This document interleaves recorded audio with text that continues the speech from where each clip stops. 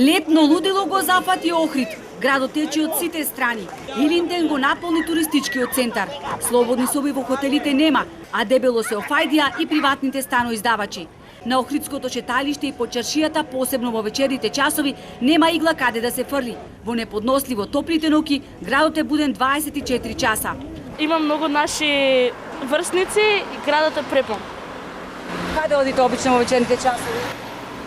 Низ чаршијата. По локалите седнувате? Па да. Журки по локалите не се прават многу, но деца може да се соберат по становите кај што се сместени и таму да се прават журки. Охрид деновиве далеко од туристички бисер. Сликата е очајна. До утринските часови младите дивеат по кеот, пристаништето, преполни се и најзначајните културно-историски знаменитости во стариот дел на градот. Катедралната црква Света Софија, потоа античкиот театар, Канео, прекриени се со купишта смет кои зад себе ги остава младата популација. Од јавното комунално предпријатие вела дека секојдневно подигат над 500 тони смет.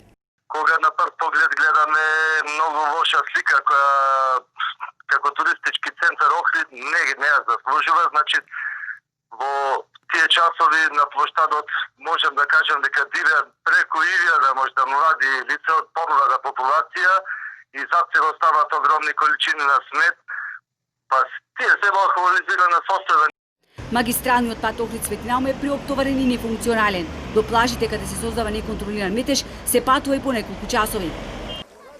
Вака изгледаат сите плажи на Охридското крајбрежје. Плажите се преполни, но буквално никој не одржува дистанца, ниту пак носи маски. Па до негде се и плашимо, придржуваме се колку току, можда не највише, али држимо се.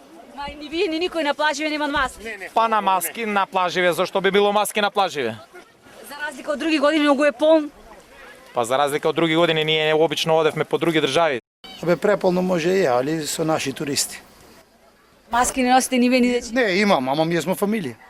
Во предпладневните часови во центарот на градот се дише. Претежно семејни луѓе уживаат во ретките часови кога градот тихува, за разлика од вечерните часови кога на шеталиштето владее хаос. Па знаеме за тоа, ама избегаваме да шетаме тоа време. Обично за 1 август има ваква гужва, ама сега да кажеме малце поголема така заради меркиве едно друго. Треба да биде така, бар на нашите туристички места, да. Сметате дека го избират Охрид заради тоа што границите се затворени? Дефинитивно. Излегувате во вечерните часови или избегавате? Не многу и излегуваме, како не, али не многу, пошто сум од Охрид. Инаку од државниот пазарен инспекторат вела дека вечер биле изречени 5 прекршочни пријави на нерегистрирани субјекти кои вршеле услуги на плажите и една кривична пријава за непочитување на протоколите на гостителските објекти. Да, точно е тоа дека кафаните се преполни, шеталиштата се преполни, меѓутоа не може во секој момент да се констатира тоа. Добар дел од плажите не се организирани на начин што се знае кој стопанисува.